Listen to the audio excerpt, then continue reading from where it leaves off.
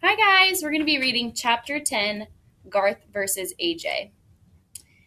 If you have dogs or cats, you have to be very careful not to let them get near Humphrey, Miranda warned the rest of the class when we returned to room 26. You can say that again, I squeaked, but she didn't. I still considered Golden Miranda to be a special friend, and I have a very clean cage to show for my weekend, as well as a new respect for rubber bands.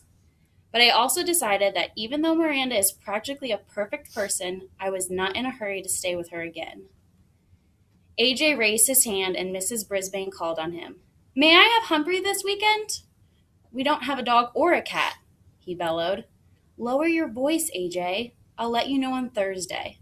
There may be other students who want Humphrey as well. At least half the hands in the classroom went up as kids started shouting, Me, me! I was quite flattered. But for some reason, the whole subject seemed to make Garth mad. Within minutes, he shot a rubber band at AJ. Ouch! AJ complained loudly when he told the teacher what had happened. Garth denied it. Humphrey did it, he said. Gail giggled. Mrs. Brisbane did not. I don't believe a hamster can shoot a rubber band, she said sternly. A lot she knows. The next day, Garth stuck his foot out and tripped Art as he went to sharpen his pencil. I didn't do it. He's just clumsy, Garth protested when Mrs. Brisbane angrily scolded him. That same day, Garth pushed Gail at morning recess. He spent afternoon recess inside. Garth Tugwell, you're halfway to Principal Morales' office right now. Mrs. Brisbane sounded really angry. Garth just shrugged his shoulders. On Wednesday, Garth sneaked back into their room while Mrs. Brisbane went to the office during recess, and he headed straight for my cage. The two of us were all alone in the room. Hello, Rat. Why don't you just run away? Then nobody will take you home on the weekend, he said. He opened my cage door and grabbed me. You'd like your freedom, wouldn't you, Rat? He set me on the floor. My heart was pounding. Thump, thump, thump. Go on, Rat, skedaddle. He gave me a little push with his hand. I scampered under the table. I wanted to say something, but for the first time ever, I was scared squeakless. Have fun, he said, and in an instant he was gone. I was pretty confused. For one thing, I didn't want to run away. I was perfectly happy staying in room 26 and having adventures on the weekend. Where would I go? What would I do? There was no time to waste. I scampered over to the cord that hung down from the blinds and grabbed onto it. Then I started the old swinging routine, back and forth, swinging a little higher each time until I reached the tabletop. Back, forth, back, forth, leap! There wasn't time to think about my queasy stomach as I raced into my cage, slamming the door shut behind me. Just then, Mrs. Brisbane returned. I darted into my sleeping house so she wouldn't see how hard I was breathing. I saw her look at the window, puzzled. She walked over to it and stared at the blind cord, which was still swinging. She reached out and stopped it with her hand. Then she shook her head and walked away. When recess was over and my classmates filed back into the class, Garth looked over at my cage, half smiling. But that smile quickly disappeared when he saw that the door was closed. He leaped out of his seat and looked in my cage. Howdy, I squeaked at him. Garth, please get back in your seat, Mrs. Brisbane told him. But Humphrey, he protested. Well, what is it? Mrs. Brisbane was getting irritated. He's in the cage, he said. A few of my classmates giggled, but not Mrs. Brisbane. In case you haven't noticed, he's always in his cage, Garth, she said. Now get back in your seat. Garth did what she said, but for the rest of the day I noticed him staring over at me. On Thursday, Mrs. Brisbane announced that I would be spending the weekend at AJ's house. Yes, shouted AJ, delighted at the news. A few seconds later, a whole series of rubber bands hit AJ on his neck, shoulder, and head. Cool it, Garth, yelled AJ, jumping out of his chair. Man, I'm tired of these rubber bands. Garth acted innocent. I don't know where they came from. They could have come from anywhere. Garth did it, Heidi said. I saw him.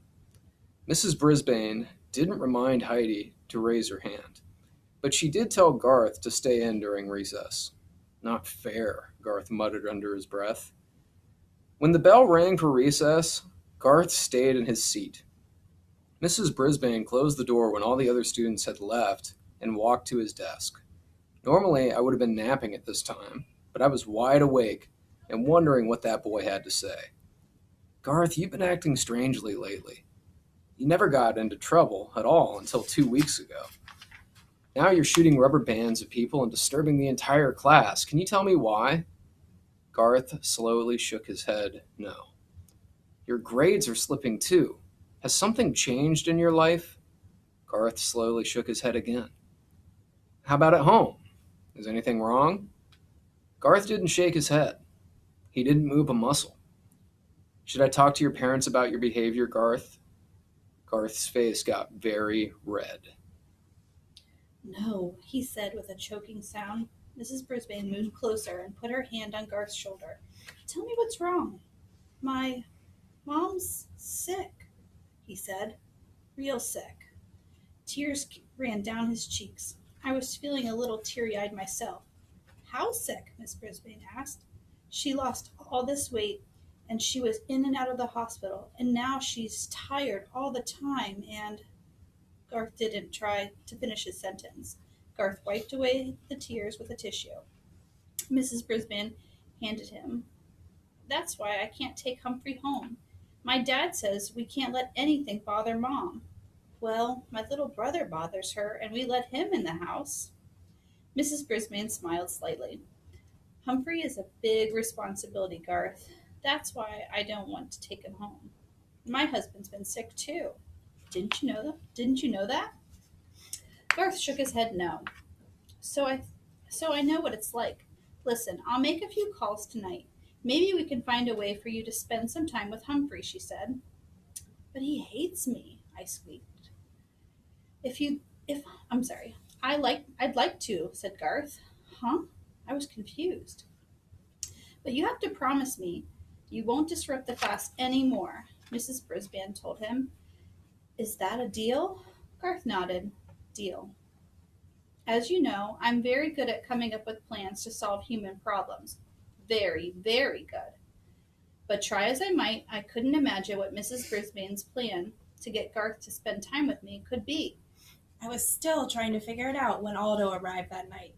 Humphrey, my man, he yelled when he opened the door. I almost flew off my wheel. You are the most handsomest, intelligent hamster in the world, and I am the luckiest man in the world, because I am dating the most beautiful woman in the world. Aldo swept toward my cage, then lowered his voice. But don't tell anybody I said so. Not yet. After all, Maria and I have only been out 3 times, but oh, what times we've had. He pulled up a chair and sat very close to me. And it's all thanks to the Moonlighters Club and that clipping over there. He pointed toward the spot where the overhead projector had once stood. And you! I know you had something to do with it. I just can't figure out what.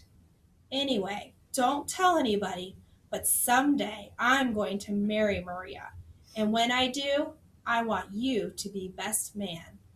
Or best hamster, I guess. I really mean it. If you were a guy, I'd buy you a burger.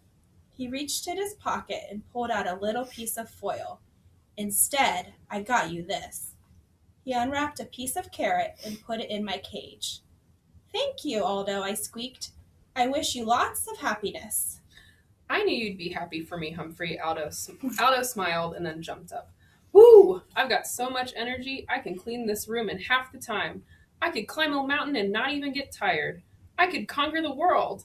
He leaned forward and grinned through his glorious mustache. Ain't love grand? If you say so, I replied. I'd never seen anyone so happy before. The only thing that would make me that happy would be if Miss Mac came back. She's not coming back. And I'm still stuck with Mrs. Brisbane, and she's stuck with me. Say, what did she mean when she said she doesn't take me home because her husband's sick? Did she mean she would take me home if her husband wasn't sick? I thought about it all night and came up with this answer. No, no, no. She doesn't take me home because she doesn't like me. Maybe I'm lucky after all. Tip 10. Hamsters are incredible acrobats and climbers. They seem to defy the laws of gravity. Hope you enjoyed.